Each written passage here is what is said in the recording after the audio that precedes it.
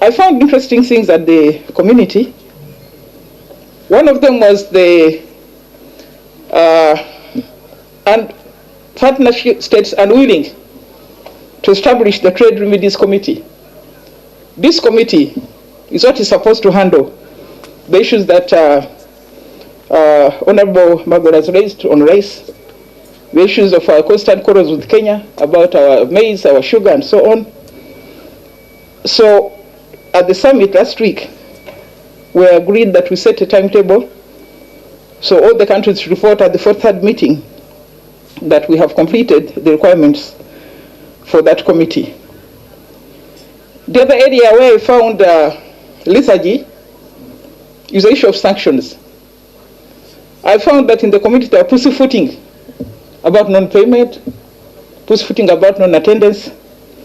So I told them that I don't want to be part of that.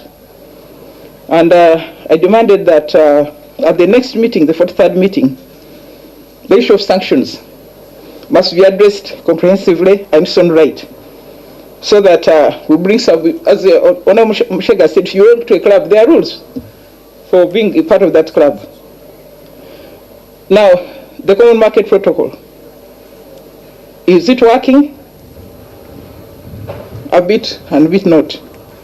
Because the Common Market Protocol involves the freedom of movement of goods.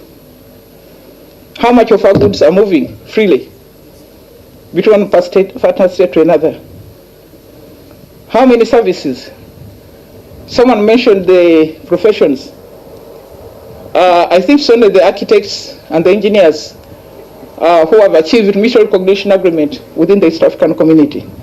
So the other professions really have to move very fast, including my own, the lawyers, who have been very slow to acknowledge and appreciate the qualifications achieved in different partner states. Movement of persons. This is still a challenge, despite having East African passports, which not everybody has. In some countries, you're required to have identity cards. So we still have to streamline that area to enable our people to move. Like what Mushega said, me, I'm a child of the community because my father worked in the East African community. And I was a beneficiary of some of the privileges of the East African community. Before the age of 12, I was able to travel to Mombasa by train from Uganda. And I'll never forget Fort Jesus, still in my head now. But we went by train all the way. It was subsidized by the East African community. So this is the kind of thing that we'd like to see now and for our generation. So the movement of persons is still a problem. What about capital? I think capital is also a problem.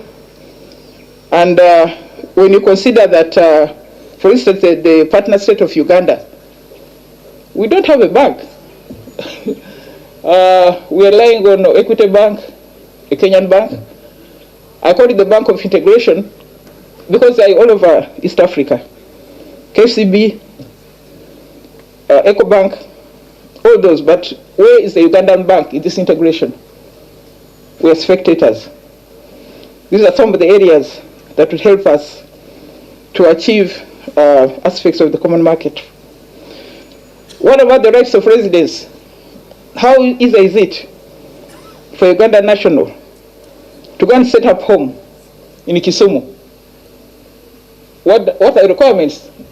How do you get a house? How do you get land, etc.? All those are still a problem. How does a Congolese person come to set up a house in Mbale, start business? All these are areas that we need to handle under the Common Market Protocol. We are getting slightly behind on the monetary union. We had hoped that by 2024 we would have the common currency, but there has been a slight delay in identifying the location of the East African Monetary Institute, which would transform into the East African Central Bank. 4 countries bidded: Uganda, Tanzania, Burundi, and Kenya. We are still in the process of identifying where the monetary street will go, and thereafter the East African Central Bank, which will work on the common currency. Our ultimate goal is the political federation. This is not also on course. Originally, a target had been set for, I think, 2007, but this has not been possible. There was some lethargy within the partner states, and a new arrangement was made to consult about a confederation rather than a federation. Consultations began, but they've only taken place in Uganda and in Burundi.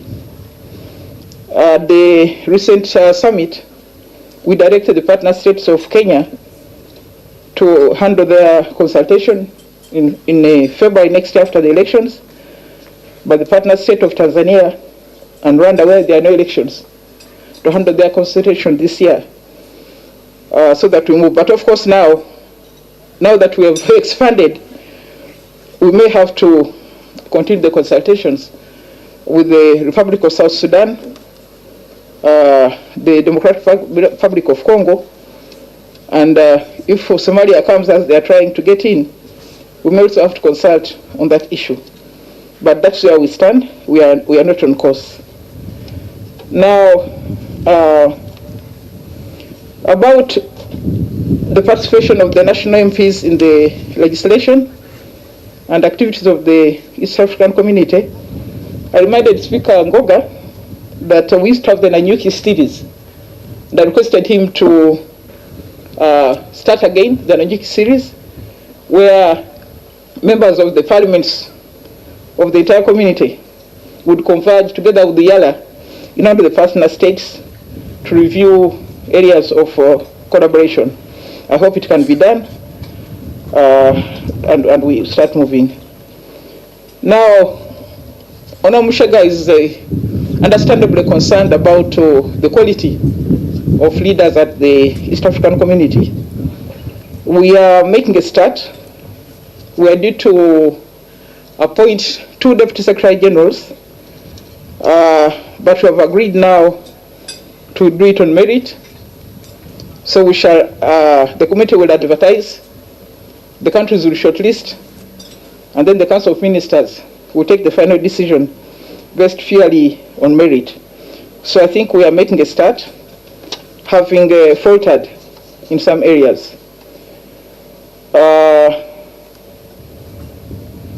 Now, this week, if Parliament was on, I was planning to come and lay a number of the acts of the community, but this will be done as soon as you reopen, because as a requirement under Article 65 of the treaty.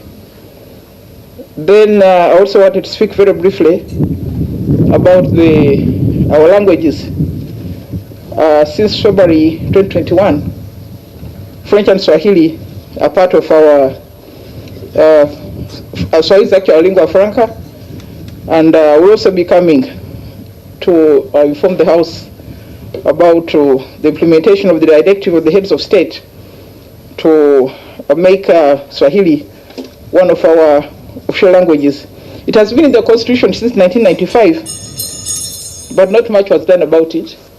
But now we really have to pick it up, because we need to speak to our fellow members in the partner states. French is also coming along, and we are going to start with the cabinet. We are going to make arrangements whereby every Monday from 9 to 10 we take Swahili lessons. Then from 10 onwards we have the ordinary cabinet meeting, and so on and so forth. We also have a program for the parliamentarians. I had written to the clerk some time back. I think now we can formally activate it. Later we shall cascade to the local governments. And of course, ultimately, Swahili should be made examinable and compulsory. I've had some people unhappy about Swahili, complaining that's the language of the oppressors. But when you remember that we are oppressed as Africans by the white people, but we are speaking their language. We actually tell our children, if you don't pass English, you are not passed. But those are our oppressors. So similarly, I think that we should, yes, take into account the past, but to have, for the first time in the history of the African people, an indigenous language of the African people, oppressed, humiliating, enslaved, finally, to be a language of the United Nations, I think it's a very, very big achievement, and we should embrace the Swahili. So as I said, I'm heading out to do a cabinet report. Now, one final thing, the integration of the African continent is really what is desired, and the Abuja Plan of Action required that we start by making our regional blocks effective and then joining them together. But it is true, what I see is ECOWAS still in ECOWAS, the SADC still in SADC, the Association of Central African States on their own, the IGAD, the AAC, the COMESA, the Maghreb region. So I think that UNA members should now increase the impetus for the integration by speaking more about it. And I like what Honorable, I don't know whether it was Honorable Katesh who said, no, Honorable Mushega, who said, how often do we discuss issues of the community in the House? So I think that is something we need to change to ensure that we are part of that conversation. Thank you very much, and have good deliberations.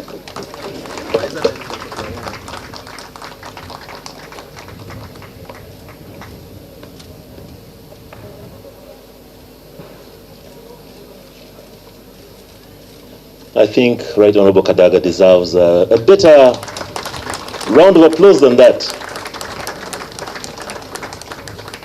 Madam Kadaga, as she rightly said, is a child of the East African community, and not only a child of it, she was a champion and understands it much better than many people, especially since she was also a minister for East African affairs when she was starting her political career. So thank you very much, Madam. And thank you for the changes in the EAC.